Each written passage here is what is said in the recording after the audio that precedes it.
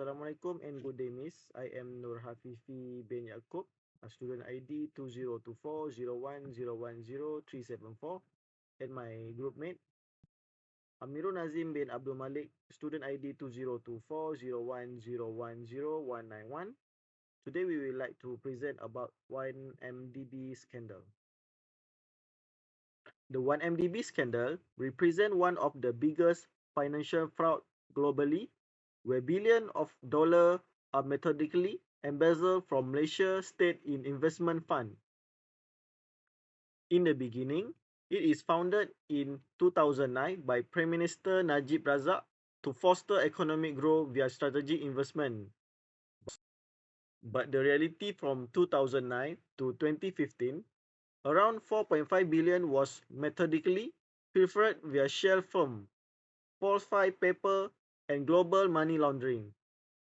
As for the 4.5 billion case, it is among the largest financial fraud case globally, uncovered through investigative reporting by the Wall Street Journal by Sarawak Report.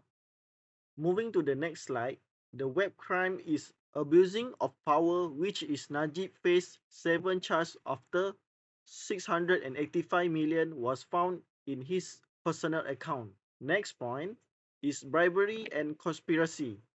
Goldman Sachs disbursed more than 1.6 million in kickback to obtain 6.5 billion in bonds agreement. Next, the money laundering money was laundered via American financial institution, breaching the US Foreign Corrupt Practice Act. Lastly, the document forgery, which is deliberate mislending claim to financial entities in various regions. Alright, so now we look at the global reach of the scandal. Alright, the fraud implicated high-level officials, international banks, and prominent or public figures, including Malaysian financier, which is Jolo, okay, who orchestrated much of the scheme. So we can see in the United States, investigations into money laundering through American banks. Singapore financial institution scrutinized for facilitating the transaction, and Switzerland banking secrecy laws tested an international cooperation, and last but not least, Luxembourg, which shell companies and offshore account investigated. So now we look at the human cost. As you can see, on May 2018, so historic election defeat to the Barisan Nasional coalition as public trust eroded. And in July 2020, so Najib was convicted and basically sentenced to a 12 years of prison plus a 210 million ringgit fine. Okay, and in August 2020, the federal court upholds the conviction. A political career spanning decades ends in disgrace.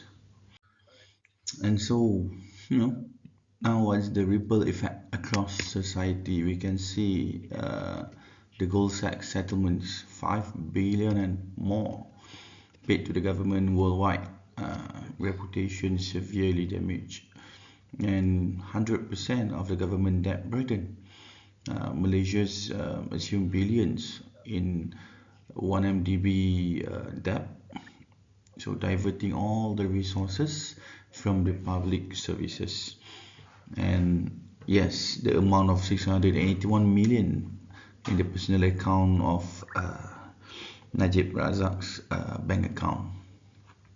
Okay, so here we can see some critical lessons that we can learn, which is transparency and oversight. So it is independent auditing is essential for sovereign wealth funds. Lack of proper governance allow fraud to continue undetected. Okay, and secondly, we can see at the check and balance, excessive power concentration enables corruption. Najib's dual role as the PM and one MDB chairman created a dangerous conflict. Okay, so and last but not least, press freedom. So investigative journalism exposed the scandal before the government began their investigation. And we look at the systemic vulnerabilities that is exposed. So financial system gap. And prestigious banks become complicit through inadequate due diligence. Accountability works. So this is when even powerful individuals face justice when institutions remain independent. And last but not least, recover requires will. Okay, so sustained political commitments and international cooperation essential for a reform. So last but not least is the path forward. So it is moving forward. What's to be done? What can be done? Okay, Malaysia's response demonstrate that recovery from a large-scale corruption is possible through comprehensive reform. Number one is the new institutions. National Center for Governance, Integrity and Anti-Corruption is established. And we're looking at, secondly, the procurement reform, comprehensive changes to prevent future occurrence. Okay, no more corruptions. And lastly, systemic change, important steps towards lasting institutional integrity. That's all from me. Thank you.